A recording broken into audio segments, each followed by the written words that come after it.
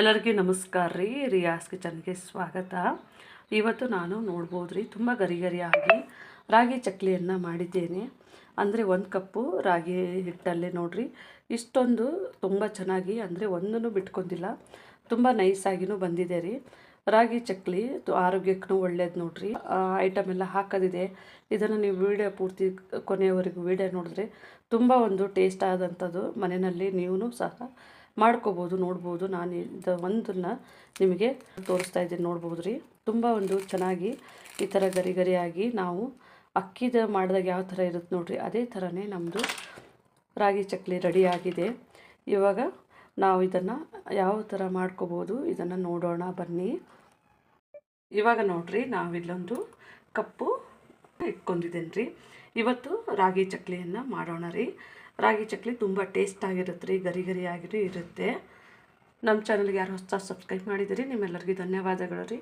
ಯಾರು ನಮ್ಮ ವಿಡಿಯೋನ ನೋಡ್ತಾ ಇದ್ರಿ ಸಬ್ಸ್ಕ್ರೈಬ್ ಮಾಡಿ, ಲೈಕ್ ಮಾಡಿ, ಶೇರ್ ಮಾಡಿ. ಇವಾಗ ನೋಡ್ಬೋದು, ಇಲ್ಲಿ ನಾನು ಒಂದು 1/4 ಕಪ್ನಷ್ಟು ಅವಲಕ್ಕಿ, 1/4 ಕಪ್ನಷ್ಟು ಹುರುಗಡ್ಲೆಯನ್ನು ತೊಗೊಂಡಿದ್ದೇನೆ ರೀ. ಸ್ವಲ್ಪನೇ ಇದನ್ನು ನಾವು 2 ರಿಂದ 3 ನಿಮಿಷಗಳ ಫ್ಲೇಮ್ನಲ್ಲೇ ಇದನ್ನು ಬಿಸಿ ಮಾಡ್ಕೋಬೇಕು ರೀ. ಈ ಥರನೇ ನಾವು ಆಯಿಲ್ ಅದು ಏನು ಹಾಕಿಲ್ಲ, ಹಾಗೇನೆ ಒಂದು 2 ರಿಂದ 3 ನಿಮಿಷಗಳ ಕಾಲ ಇದನ್ನು ಬಿಸಿ ಮಾಡ್ಕೋಬೇಕು. ನಾವು ಇದು ಫ್ರೈ ಮಾಡಬೇಕಾದ್ರೆ ನಮಗೆ ಸ್ವಲ್ಪನೇ ಇದು ಬರ್ತದೆ ನೋಡಿ, ಪರಿಮಳ ಬರ್ತದೆ. ನಾವು ಅವಲಕ್ಕಿದು ಮತ್ತು ಇದು ಹುರುಗಡ್ಲೆದು ಫ್ಲೇವರ್ ಬರ್ತದೆ ನೋಡಿರಿ, ಅದು ಫ್ಲೇವರ್ ಬರೋ ತನಕ ನಾವು ಇದನ್ನು ಫ್ರೈ ಮಾಡಬೇಕು. ಇವಾಗ ಸ್ವಲ್ಪ ನಮ್ಮದು ಹುರುಗಡ್ಲೆ ಮತ್ತು ಅವಲಕ್ಕಿ ಸ್ವಲ್ಪನೇ ಕಲರ್ ಚೇಂಜ್ ಆಗಿದೆ ರೀ, ಮತ್ತು ನಮಗೆ ಬಿಸಿನೂ ಅದರ ಫ್ಲೇವರ್ನೂ ಚೆನ್ನಾಗಿ ಬರ್ತಾ ಇದೆ. ಹಾಗಾಗಿ ನಾನು ಸ್ಟವನ್ನು ಆಫ್ ಮಾಡ್ಕೊತಾ ಇದ್ದೀನಿ ರೀ. ಇವಾಗ ನೋಡ್ಬೋದು, ಇಲ್ಲೊಂದು ನಾನು ಬೌಲನ್ನು ತೊಗೊಂಡಿದ್ದೇನೆ ರೀ. ಈ ಬೌಲಿಗೆ ನಾನು ರಾಗಿ ಹಿಟ್ಟನ್ನು ಹಾಕ್ತಾಯಿದ್ದೀನಿ. ಇದೇ ಕಪ್ನ ಅಳತೆಯಲ್ಲೇ ನೋಡಿರಿ, ನಾನು ಒಂದು ಅರ್ಧ ಕಪ್ನಷ್ಟು ಅಕ್ಕಿ ಹಿಟ್ಟನ್ನು ತೊಗೊಂಡಿದ್ದೀನಿ ರೀ. ಅಕ್ಕಿ ಹಿಟ್ಟಿಗೆ ಟೇಸ್ಟ್ ಚೆನ್ನಾಗಿ ಬರುತ್ತೆ, ಗರಿ ಗರಿಯಾಗಿ ಬರುತ್ತೆ. ಇವಾಗ ನಾನು ಇಲ್ಲೊಂದು ಮಿಕ್ಸಿ ಜಾರ್ ತೊಗೊಂಡಿದ್ದೇನೆ ರೀ. ನಾವು ಫ್ರೈ ಮಾಡ್ಕೊಂಡಿರುವಂತಹ ಹುರುಗಡ್ಲೆ ಮತ್ತು ಅವಲಕ್ಕಿಯನ್ನು 2 ಸೇರಿಸಿ ಮಿಕ್ಸಿ ಮಾಡ್ಕೋಬೇಕ್ರಿ. ಇವಾಗ ಇದಕ್ಕೇ ನೋಡಿರಿ, ನಾವು ಸ್ವಲ್ಪನೇ ಇದಕ್ಕೆ ಕರಿಬೇವು ಸೊಪ್ಪನ್ನು ಹಾಕ್ಕೊಳ್ಳೋಣ ರೀ. ಇವಾಗ ಇದಕ್ಕೆ ಕರಿಬೇವು ಸೊಪ್ಪು ಹಾಕೊಂಡ್ಮೇಲೆ ನೋಡಿರಿ, ಸ್ವಲ್ಪನೇ ನಾವು 1 ಚಮಚದಷ್ಟು ಅಚ್ಚ ಖಾರದ ಪುಡಿಯನ್ನು ಹಾಕೋತಾ ಇದ್ದೇನೆ. ರುಚಿಗೆ ತಕ್ಕಷ್ಟು ಉಪ್ಪನ್ನು ಸಹ ಹಾಕೋತಾ ಇದ್ದೇನೆ ರೀ. ಇದು ನಾವು ನೈಸಾಗಿಯೇ ಮಿಕ್ಸಿ ಮಾಡ್ಕೋಬೇಕ್ರಿ. ಇವಾಗ ನಾನು ಇದನ್ನು ಮಿಕ್ಸಿ ಅಂದರೆ ನೋಡ್ಬೋದು, ನೈಸಾಗಿಯೇ ನಾನು ಪುಡಿ ಮಾಡ್ಕೊಂಡಿದ್ದೇನೆ ರೀ. ಇದಕ್ಕೇ ನಾನು ಹಾಕೋತಾ ಇದ್ದೇನೆ. ನಾನು ಅಕ್ಕಿ ಹಿಟ್ಟು ಮತ್ತು ರಾಗಿ ಹಿಟ್ಟನ್ನು ಕಲಸಿದ್ದು ನೋಡಿರಿ, ಇದಕ್ಕೆ ಹಾಕೋತಾ ಇದ್ದೀನಿ. ಇವಾಗ ನೋಡಿರಿ, ಒಂದು ಅರ್ಧ ಚಮಚದಷ್ಟು ಓಂಗ್ ಕಾಳನ್ನು ತೊಗೊಂಡಿನಿ. ಸ್ವಲ್ಪನೇ ಇದನ್ನು ಈ ಥರ ಒರೆಸ್ಬಿಟ್ಟು ಹಾಕಬೇಕ್ರಿ. ಹಾಗಾಗಿ ಇದೊಂದು ಹಾಕ್ತಾಯಿದ್ದೀನಿ. ಮತ್ತು ನೋಡ್ಬೋದು ರೀ, ಒಂದು ಅರ್ಧ ಚಮಚದಷ್ಟು ಜೀರಿಗೆಯನ್ನು ಹಾಕ್ಕೊಂಡಿದ್ದೇನೆ. ಇವಾಗ ನೋಡಿರಿ, ಇದನ್ನು ನಾವು ಮಿಕ್ಸ್ ಮಾಡಬೇಕು ನೋಡಿರಿ. ಇದನ್ನು ಚೆನ್ನಾಗಿ ನಾನು ಕಾಯಿಸಿ ಇಟ್ಕೊಂಡಿರುವಂತಹ ಆಯಿಲನ್ನು ಹಾಕ್ಕೋತಾ ಇದ್ದೇನೆ. ಇದು ಚೆನ್ನಾಗಿ ಕಾಯಿಸ್ಬಿಟ್ಟು ಆರಿಸ್ಬಿಟ್ಟೇ ಹಾಕ್ಕೊಂಡಿದ್ದೇನೆ ರೀ. ನೀವು ಬೇಕಿದ್ದರೆ ಮಾಮೂಲಿ ನಾವು ಯಾವಾಗಲೂ ಹಾಕೋತೀವಿ ನೋಡಿರಿ, ಕೆಲವೊಬ್ರು ಬಿಸಿ ಬಿಸಿ ಆಯಿಲೇ ಹಾಕೋತಾರೆ, ಆ ಥರ ಆದ್ರೂ ಹಾಕೋಬೋದು. ಇದನ್ನು ಸ್ವಲ್ಪ ಚೆನ್ನಾಗಿ ಇದ್ರ ಒಟ್ಟಿಗೆ ಹೊಂದ್ಕೋಬೇಕು ನೋಡಿರಿ. ಇದನ್ನು ಚೆನ್ನಾಗಿ ನಾವು ಕಲಿಸ್ಕೊಂಡಿದ್ದೆ ನೋಡಿರಿ. ಹಿಟ್ಟನ್ನೆಲ್ಲ ಇದ್ರ ಜೊತೆಗೆ ಹೊಂದ್ಕೊಂಡಿದ್ದೆ ನಮ್ಮದು ಆಯಿಲ್ ಜೊತೆಗೆ. ನಾನು ಇದನ್ನು ನೋಡಿರಿ, ನಾವು ಯಾವ ಕಪ್ನಲ್ಲಿ ರಾಗಿ ಹಿಟ್ಟು ತೊಗೊಂಡಿದ್ದೇವೆ ನೋಡಿರಿ, ಅದೇ ಕಪ್ನಲ್ಲೇ 1 ಕಪ್ನಷ್ಟು ನೀರನ್ನು ತೊಗೊಂಡಿದ್ದೇನೆ. ಅಂದರೆ ಸ್ವಲ್ಪ ಸ್ವಲ್ಪನೇ ಹಾಕಿ ಇದನ್ನು ಸ್ವಲ್ಪ ನಾವು ಮಾಮೂಲಿ ರಾಗಿ ಚಕ್ಲಿ ಮಾಡಬೇಕಾದ್ರೆ ಸ್ವಲ್ಪನೇ ಗಟ್ಟಿ ಕಲಿಸ್ಕೋಬೇಕ್ರಿ, ತುಂಬ ಲೂಸಾಗಿ ಇರಬಾರ್ದು ರೀ. ಇವಾಗ ನಮ್ಮದು ಸ್ವಲ್ಪನೇ ಗಟ್ಟಿ ಆಗಿದೆ ರೀ. ಅಂದರೆ ಸ್ವಲ್ಪನೇ ನೀರನ್ನು ನೋಡಿನೇ ಹಾಕ್ಕೊಂಡು ನಾವು ಸ್ವಲ್ಪನೇ ಹದಕ್ಕೆ ಬರೋ ತನಕ ಸ್ವಲ್ಪ ಕಲಿಸ್ತಾ ಇರಬೇಕ್ರಿ. ಚೆನ್ನಾಗಿ ಇದನ್ನು ಈ ಥರ ಒರೆಸಿ ಕಲಿಸ್ತಾರೆ ನೋಡಿರಿ, ನಮ್ಮದು ಚೆನ್ನಾಗಿ ಹದ ಬರುತ್ತೆ. ನೋಡ್ಬೋದು, ತುಂಬ ಒಂದು ಬೇಗ ಆಗುವಂಥದ್ದು ರೀ.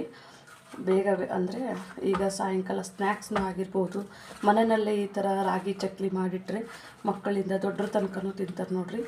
ಹಾಗಾಗಿ ಇದನ್ನು ಈ ಥರ ಮಾಡಿಟ್ಕೊಂಡ್ರೆ ಚೆನ್ನಾಗಿರುತ್ತೆ.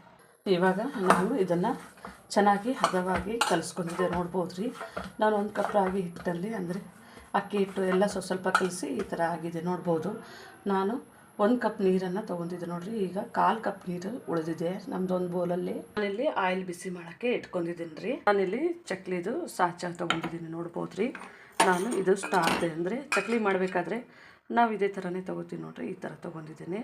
ಇವಾಗ ನೋಡ್ಬೋದು ರೀ, ಇದು ಸಾಚ ಅಂದರೆ ಇದಕ್ಕೆ ಒಂದು ಸ್ವಲ್ಪ ಆಯಿಲು ಮತ್ತು ಇದಕ್ಕೆ ನಾವು ಒಳಗಡೆಯಿಂದ ಈ ಕಡೆಯೂ ಆಯಿಲು ಹಚ್ಕೋಬೇಕ್ರಿ ಚೆನ್ನಾಗಿ.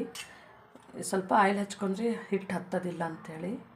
ಇವಾಗ ಇದಕ್ಕೆ ನೋಡಿರಿ ನಾವು ಈ ಥರ ಸ್ಟಾರ್ದೆ ಹಾಕ್ಕೋಬೇಕು. ಈ ಥರ ಹಾಕ್ಕೊಂಡ್ಬಿಟ್ಟು ಇದರೊಳಗೆ ಉಳ್ಳೆನ ಮಾಡ್ಕೊಳ್ಳೋಣ. ಸ್ವಲ್ಪ ಕೈಗೆ ಆಯಿಲನ್ನು ಹಾಕ್ಕೋಬೇಕ್ರಿ. ಹಾಕ್ಕೊಂಡು ಇದರೊಳಗೆ ನೋಡ್ಬೋದು ನಾನು ಸ್ವಲ್ಪ ಗಟ್ಟಿನೇ ಕಲಸಿದ್ದೀನಿ ರೀ. ಇದನ್ನು ಇದೇ ಥರನೇ ಶೇಪ್ ಮಾಡ್ಕೊಂಡು ದಪ್ಪ ಸೈಜ್ನಲ್ಲಿ ಶೇಪ್ ಮಾಡ್ಕೊಂಡು ಇದರೊಳಗೆ ನಾವು ಈ ಥರನೇ ಇಟ್ಕೋಬೇಕು. ನನ್ನ ಹತ್ರ ಇದು ಸ್ಟ್ಯಾಂಡ್ ಇಲ್ಲ, ಹಾಗಾಗಿ ನಾನು ಒಂದು ಡಬ್ಬ ಮೇಲಿಟ್ಟು ಈ ಥರನೇ ಮಾಡ್ತೀನಿ ರೀ.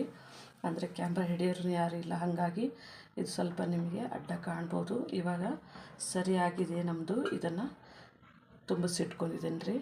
ಇವಾಗ ಇದನ್ನು ಹಾಕ್ಕೊಳ್ಳೋಣ ರೀ. ನಮ್ಮದು ಇದನ್ನು ಈ ಥರ ಗಟ್ಟಿಗೆ ಮುಚ್ಚೋಣ. ಇವಾಗ ನಾನಿಲ್ಲಿ ಒಂದು ತಟ್ಟೆಯನ್ನು ತೊಗೊಂಡಿದ್ದೇನೆ ರೀ. ಈ ತಟ್ಟೆ ಮೇಲೆ ನಾನು ಚಕ್ಲಿಯನ್ನು ಈ ಥರನೇ ಮಾಡಿ ಹಾಕೋತಾ ಇದ್ದೀನಿ.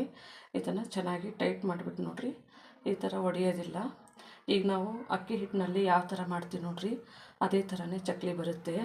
ಅಂದರೆ ನಿಮಗೆ ಯಾವ ಶೇಪು ದೊಡ್ಡದು ಬೇಕಿದ್ದರೆ ದೊಡ್ಡದು ಮಾಡ್ಕೋಬೋದು ರೀ, ಚಿಕ್ಕದು ಬೇಕಿದ್ದರೆ ಚಿಕ್ಕದು ಮಾಡ್ಕೋಬೋದು. ತುಂಬ ಸುಲಭವಾದಂಥ ವಿಧಾನದಲ್ಲಿ ಈ ಥರನೇ ನಾವು ಒಂದೊಂದನ್ನು ತುಂಬ ಚೆನ್ನಾಗಿ ಬರುತ್ತೆ, ಒಡ್ಕೊಳ್ಳೋದಿಲ್ಲ. ನೋಡ್ಬೋದು, ಈ ಥರನೇ ನೋಡ್ಬೋದು ರೀ. ಇದಕ್ಕೆ ಬೇಕಿದ್ರೆ ನೀವು ಎಳ್ಳನ್ನು ಸೇರಿಸ್ಬೋದು.